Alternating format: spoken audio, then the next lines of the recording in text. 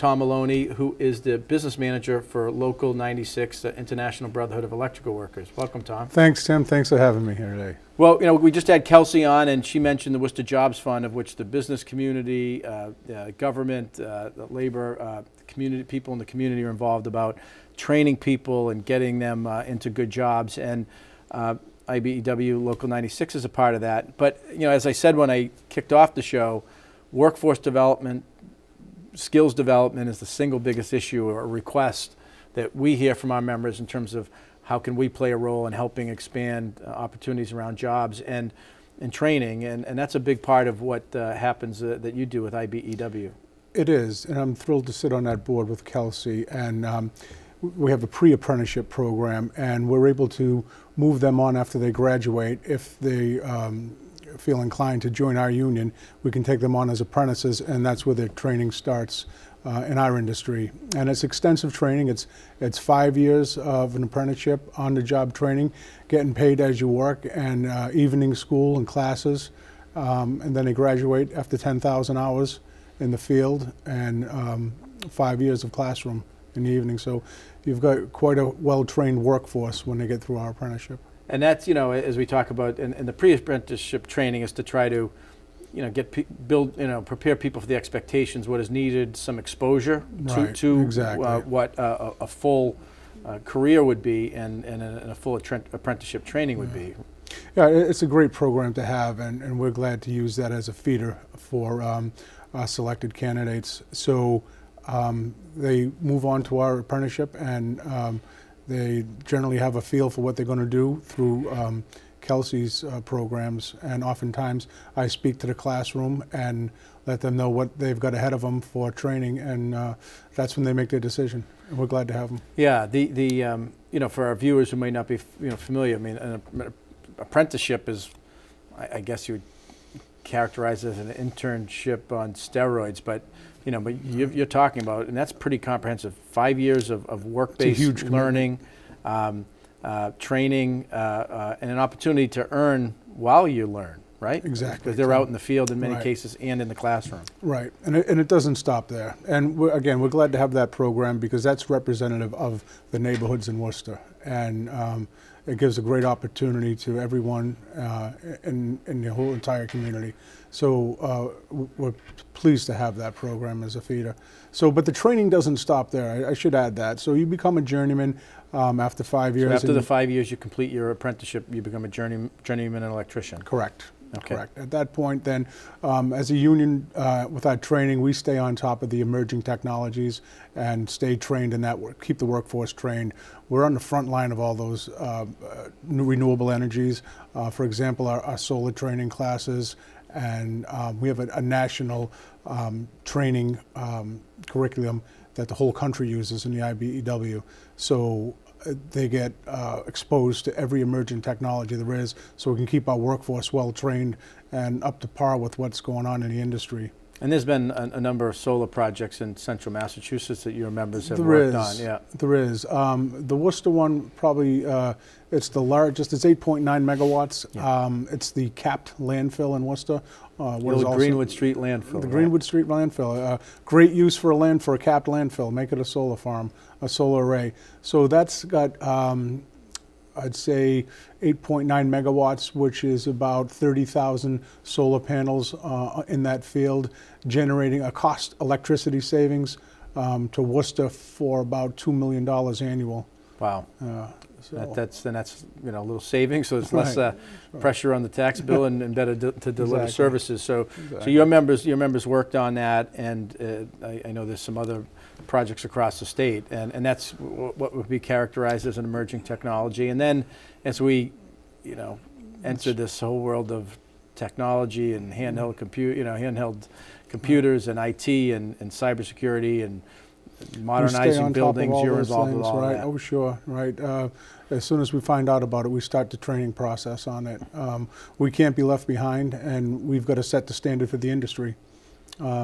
Recently, another project that might interest you in Worcester was the streetlight changeover to LEDs. Right. So we have a more efficient lighting package in the city. Again, the cost savings to Worcester about $900,000 annually. All that's done by Local 96, as well as the work up the airport at the taxiway expansion. For Yeah, you know, we've talked about it on the show a lot, you know, given what's happening and the momentum at Worcester Regional Airport. And one of the things was the Massport Board approved several years ago with some support from Jim McGovern and the federal government to take the operating costs once it was complete, but a Category 3 instrument landing system. We talk about emerging technologies and Right. Connectivity. Your members are Right. recently completed that project. We did.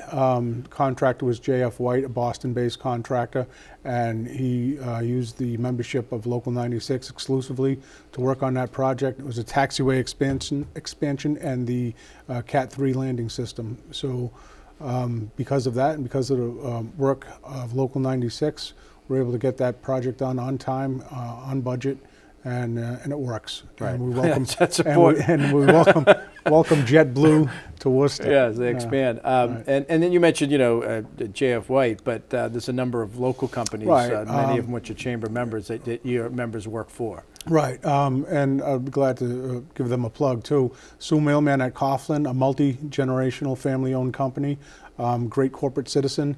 Austro Electric, again, multi-generational family-owned, and they're our partners in the IBEW. They're our signatory contractors. They Right. bid the work extensively throughout Massachusetts and both central Worcester-based Right. contractors.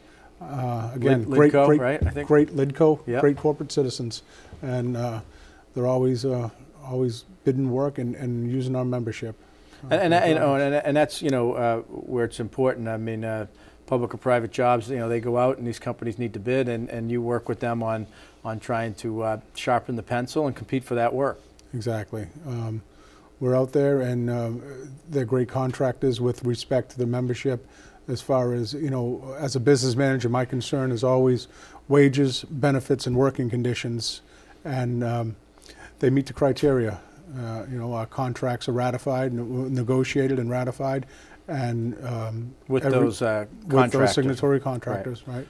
And the so a partnership between the union and the contractors. And like any employer or organization, you've got a constant kind of churn. People retire. You need to fill. How right. often do you have classes that come in and Well, this year we just took the largest apprenticeship class probably in the history of Local 96. I wanted to do that to replace the retirees and to grow the membership and expand our presence.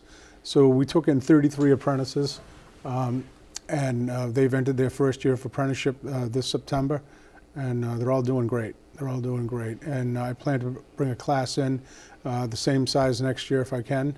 And they're staying employed through our contractors and through the region. So, and that's where your partnership with Kelsey and the Worcester Right, Jobs Fund. It's right, you know, it's no. how do you get out and recruit to let people know there's a good, meaningful career and lots of opportunities for training Right. throughout your life. Right. We do that. We speak to the local vocational schools. I'm a graduate of Worcester Voc Tech, proud to say.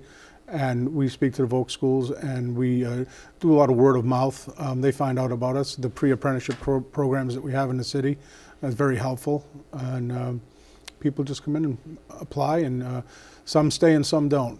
It's a huge commitment to have an apprenticeship. 10,000 hours, and there's the classroom piece of this Right. that's pretty extensive It's too. 2 nights a week, and we don't allow for very few absences. It's extensive training, and the safety portion of it too. You know, electricians and construction workers subjected to all kinds of falls and electrocution, caught betweens. Those are the 3 leading causes of fatalities in construction. Again, falls, caught between, electrocution. So we have to mitigate those hazards. As an electrician, you're certainly susceptible to electrical hazards and electrocution, sad to say. That's where training is so important. Right, and training is safety. so important. The PPE, the personal protective equipment that we use is the best in the industry, and we mandate that stuff. We go above and beyond, and we haven't had any serious accidents. Knock on wood. So, right.